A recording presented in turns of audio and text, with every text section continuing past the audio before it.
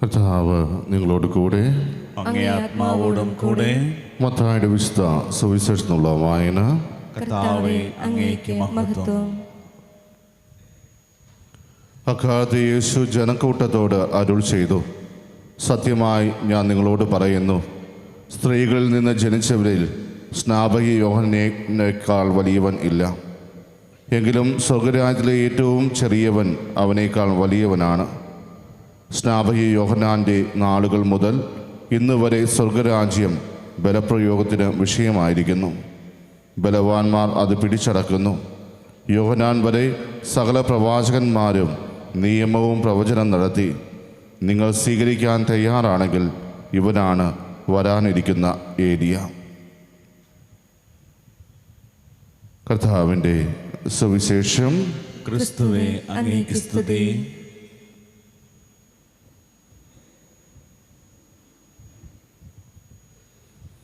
വിശാലത്തെയും സ്നേഹമുള്ളവരെ, ഇന്ന് തിരുസഭ മാതാവ് വൈദികനും വേദപാരംഗതനുമായ കുരിശിൻ്റെ വിശുദ്ധ യോഹന്നാൻ്റെ തിരുനാൾ ആഘോഷിക്കുകയാണ്.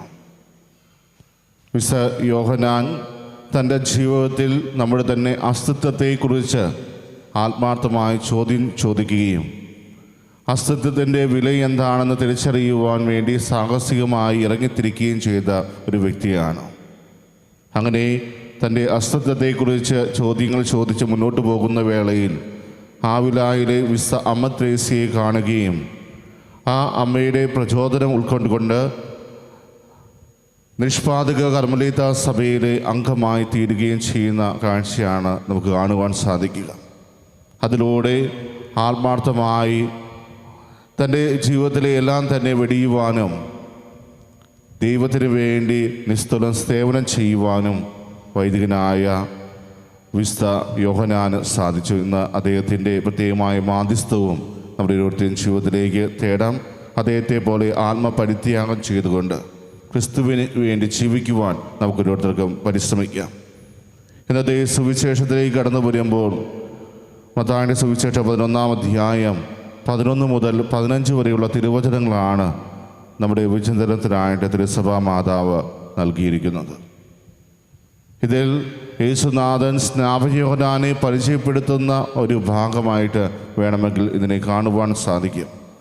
മത്തായി സുവിശേഷൻ്റെ വിവരണമനുസരിച്ച് കാറ്റത്താടുന്ന ഞാങ്ങടെയും മൃദുലമായ വസ്ത്രവും ധരിച്ചവൻ എന്ന് പറഞ്ഞുകൊണ്ട് ആരംഭിക്കുന്നതാണ് സ്നാപക യോഹന്നാനെക്കുറിച്ച്. ഇന്ന് അതിൻ്റെ മറ്റൊരു വിവരണമാണ് നമുക്കിവിടെ കാണുവാൻ സാധിക്കുക. മരുഭൂമിയിൽ പ്രസംഗിക്കുന്നവനായിട്ടാണ് സ്നാപക യോഹന്നാൻ കടന്നു വരുന്നത്.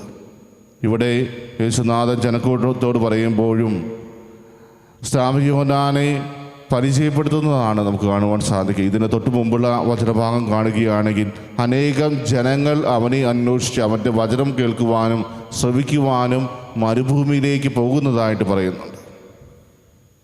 അതിനെല്ലാം ശേഷമാണ് യേശുനാഥൻ പറയുന്നത്, സ്ത്രീകളിൽ നിന്ന് ജനിച്ചവരിൽ സ്നാപക യോഹന്നയേക്കാൾ വലിയവൻ ഇല്ല എന്ന്. പ്രിയമുള്ളവരെ, എന്തുകൊണ്ടാണ് ആ ഒരു വിശേഷണം സ്നാപക യോഹന്നാന് നൽകപ്പെട്ടത്? തീർച്ചയായും സ്നാപക യോഹന്നാന് മുമ്പ് അനേകം പ്രവാചകർ മിശിഹായുടെ ജനനത്തെക്കുറിച്ചുള്ള സൂചനകളും മുന്നറിയിപ്പുകളും നൽകുന്നുണ്ട്. എന്നാൽ അവരെല്ലാവരും പ്രവചനങ്ങൾ നടത്തുകയായിരുന്നുവെങ്കിൽ ഇവിടെ സ്നാപക യോഹന്നാൻ അപ്രകാരം പ്രവചനം നടത്തുക മാത്രമല്ല, മറിച്ച് അവന് വഴിയൊരുക്കുക കൂടി ചെയ്തു. ക്രിസ്തുവിന് വഴിയൊരുക്കിയത് കൊണ്ടാണ് സ്ത്രീകളിൽ നിന്ന് ജനിച്ചവരിൽ സ്നാപക യോഹന്നാനേക്കാൾ വലിയവൻ ഇല്ല എന്ന് കർത്താവ് പറയുക. അതേസമയം യേശുനാഥൻ കൂട്ടിച്ചേർക്കുന്ന മറ്റൊരു വാചകം ഇപ്രകാരമാണ്, എങ്കിലും സ്വർഗരാജ്യത്തിലെ ഏറ്റവും ചെറിയവൻ അവനേക്കാൾ വലിയവനാണ്.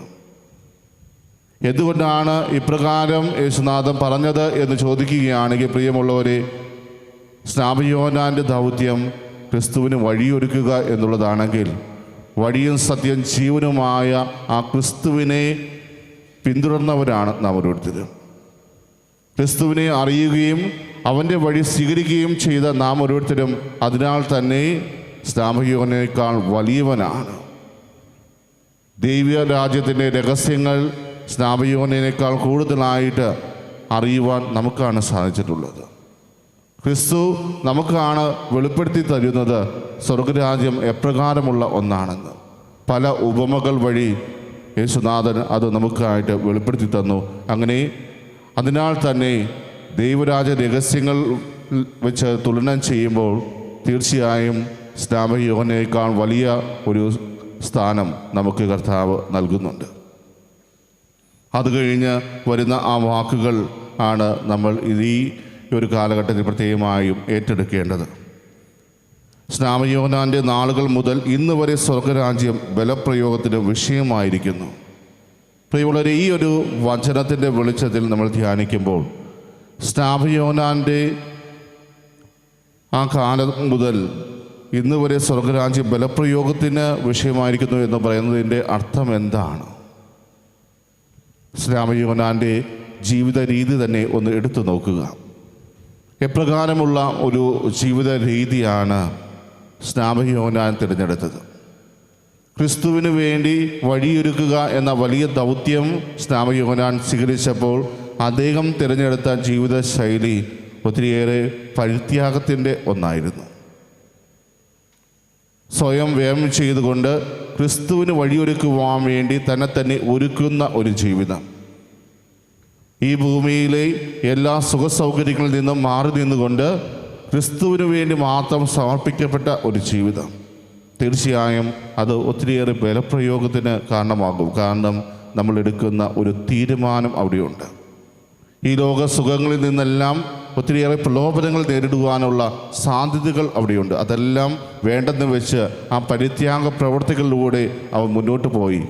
അതുകൊണ്ട് തന്നെയാണ് സ്നാപക യോഹന്നാന് ആ ദൗത്യം അതിൻ്റെ വിജയത്തിലേക്ക് എത്തിക്കുവാൻ സാധിച്ചത്.